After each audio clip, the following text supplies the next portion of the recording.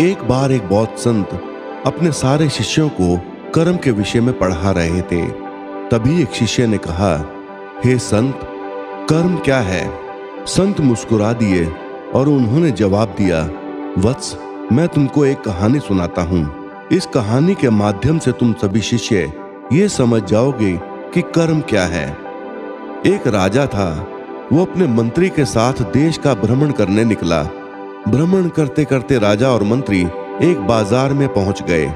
उस बाजार में राजा का ध्यान एक दुकानदार के ऊपर गया। उस दुकानदार को देखते ही राजा के मन में न जाने ये क्यों विचार आया कि मैं इस दुकानदार को कल फांसी की सजा दे दूं। ये बात राजा ने अपने मंत्री को बताई। मंत्री कुछ बोले उससे पहले ही राजा उस दुकानदार के दुकान के आगे से निकल चुके थे और मंत्री से दूसरी बातें करने लगे। मंत्री बहुत चिंतित हो गया। वो ये बात समझ नहीं पा रहा था कि दुकानदार की गलती क्या है। दुकानदार से बिना कुछ बात किए, बिना कुछ सोचे समझे महाराज ऐसा फैसला लेने के बारे में क्यों सोच रहे हैं। राजा और मंत्री भ्रमण करने के बाद राज दरबार वापस चले गए। मंत्री को रात भर नींद नहीं आई। सुबह जगने के बाद मंत्री एक साधारण प्रजा का रूप बनाकर उस दुकानदार के पास गया और उस दुकानदार से पूछा, भाई तुम क्या बेचते हो? दुकानदार ने जवाब दिया, मैं चंदन की लकड़ी बेचता हूँ।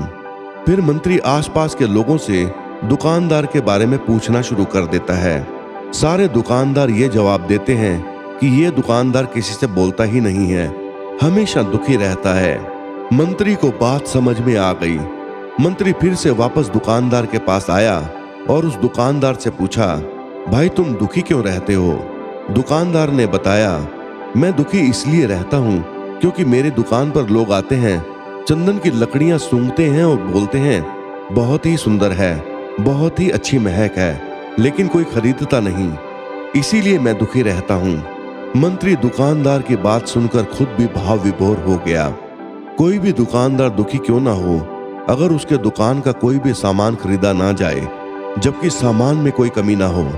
मंत्री सोचने लगा कि ये दुकानदार अपने दुखों की वजह से इतना दुखी रहता है, परंतु राजा इस दुकानदार को फांसी पर क्यों लटकाना चाहते हैं? अर्थात राजा के मन में आए हुए विचार का उत्तर अभी तक मंत्री को नहीं मिला था। फिर मंत्री ने दुकानदार से पूछा, भाई तब तुम क्या करोगे अगर तुम्हारी दुकान की सारी चंदन की लकड़ियां ऐसे ही रखी रह जाएंगी तो? दुकानदार ने गुस्से के भाव में बोला, हाँ मैं जानता हूं मेरी दुकान की लकड़ियां ऐसी ही रखी रह जाएंगी, कोई खरीदेगा नहीं, इसीलिए मैं सोचता हूं कि हमारे देश का राजा जल्दी से मर जाए। यदि वो जल्दी से मर जाता है तो मैं उस राज दरबार में उस राजा के दाह संस्कार के लिए चंदन की लकड़ी दे देता, जिससे मुझे कुछ पैसे मिल जाते और इस बाजार के अलावा बाकी के लोगों को भी मेरे चंदन की लकड़ी के बारे में पता चलता, तो फिर शायद कुछ ना कुछ लोग मेरी दुकान से चंदन की लकड़ी खरीदने जरूर आते। मंत्री दुकानदार की बात को सुनकर सब कुछ समझ गया और उसके मन में एक विचार आया। मंत्री ने दुकानदार से चंदन की कुछ लकड़ियां खरीदी। इस खरीदारी से दुकानदार को कुछ पैसे भी मिल गए और वो थोड़ा खुश भी हो गया। मंत्री चंदन की लकड़ियों को लेकर वापस राज दरबार में चला आया।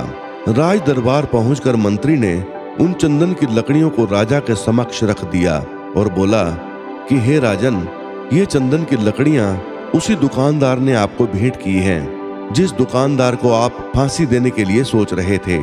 राजा उन चंदन की लकड़ियों को सूंघने लगा और सूंघने के बाद बहुत ही प्रसन्न हुआ। तो राजा ने कहा कि ये चंदन की लकड़ियां बहुत ही ज्यादा खुशबूदार हैं। दुकानदार के इस अनोखे भेंट से राजा बहुत खुश हुए और मंत्री को कुछ स्वर्ण मुद्राएं दी और बोले, जाओ उस दुकानदार को ये स्वर्ण मुद्राएं इनाम में दे देना और बोलना कि आज के बाद महल में जब कभी भी चंदन की लकड़ियों की जरूरत पड़ेगी तब तुम्हारी दुकान से ही चंदन की लकड़ियां ली जाएंगी। मंत्री जी मुस्कुराने लगे और ये सोचने लगे कि अब तो राजा के मन में उस दुकानदार को फांसी देने का विचार ही नहीं आ सकता, क्योंकि अब तो हमेशा राज दरबार के लिए चंदन की लकड़ियों के इंतजाम की जिम्मेदारी उस दुकानदार को मिल गई है। मंत्री स्वर्ण मुद्राओं को लेकर वापस दुकानदार की तरफ चल दिया। इधर राजा इस विचार में पड़ गए कि वो दुकानदार तो बहुत ही अच्छा इंसान है। जिस वक्त मैं उसके बारे में ये सोच रहा था कि मैं इसको कल फांसी दे दूंगा, तब शायद उसके मन में उस समय ये विचार चल रहा था कि राजन पहली बार मेरी दुकान के सामने आए हैं, क्यों ना मैं उनको अपनी सुंदर और खुशबूदार लकड़ियों को भेंट करूं। और आज उसने मुझे भेंट भी किया। बेवजह ही मैं उसको फांसी देने के बारे में सोच रहा था। इधर मंत्री दुकानदार के पास पहुंचा। मंत्री ने राजा के द्वारा दी गई स्वर्ण मुद्राओं को दुकानदार को देते हुए कहा कि जिन चंदन की लकड़ियों को कल मैं खरीद कर ले गया था, उन चंदन की लकड़ियों को राजा ने बहुत ही पसंद किया और इनाम के तौर पर तुमको ये कुछ स्वर्ण मुद्राएं दी हैं। दुकानदार बहुत ही खुश होने लगा। साथ ही साथ मंत्री ने उस दुकानदार को यह भी बताया कि आज के बाद राज दरबार में जब कभी भी चंदन की लकड़ियों की जरूरत पड़ेगी तो सारी चंदन की लकड़ियां तुम्हारी दुकान से ली जाएंगी। दुकानदार मंत्री की बात सुनकर बहुत ही खुश हो गया। मंत्री ने दुकानदार से पूछा, क्यों भाई, तुम तो राजा के बारे में इतना बुरा भला सोचते थे, लेकिन देखो राजा तुम्हारी कितनी चिंता करते हैं। राजा कितने अच्छे हैं। राजा अपनी प्रजा के बारे में कभी भी गलत नहीं सोचते हैं। दुकानदार मंत्री की बात से सहमत हो गया और बहुत दुखी हुआ। दुकानदार मंत्री से बोला, मैं कितना गलत सोचता था राजा के बारे में। राजा तो बहुत ही अच्छे हैं, बड़े ही भले राजा हैं। भगवान करे कि राजा की बहुत ही लंबी आयु हो। ये बात सुनकर मंत्री भी बहुत खुश हुआ। फिर मंत्री वहां से वापस राज दरबार को चला गया। कहानी समाप्त करने के बाद संत ने अपने शिष्यों से पूछा कि अब बताओ कि कर्म क्या है। किसी शिष्य ने कहा, कर्म बोले हुए शब्द हैं। किसी शिष्य ने कहा, कर्म वाणी है। तो किसी शिष्य ने कहा, कर्म सोच है। तो किसी ने कहा, कर्म भावना है। अपने सारे शिष्यों का जवाब सुनने के बाद संत ने कहा कि कर्म हर एक इंसान के खुद के विचार होते हैं। हमारे विचार जैसे होंगे वैसे ही कर्म करेंगे और उन्हीं विचारों के द्वारा किया हुआ हमारा कर्म हमारे सुख और दुख के लिए उत्तरदायी होता है। अर्थात हमारे विचार अगर गलत हैं और हमारे द्वारा किया हुआ कर्म भी गलत होगा तो इसका परिणाम भी गलत निकलेगा। परिणाम स्वरूप हम दुखी रहेंगे। अगर हमारे विचार सही रहेंगे तो हम सही कर्म करेंगे। सही कर्म करेंगे तो फिर सही फल मिलेगा, जिससे हम सुखी रहेंगे।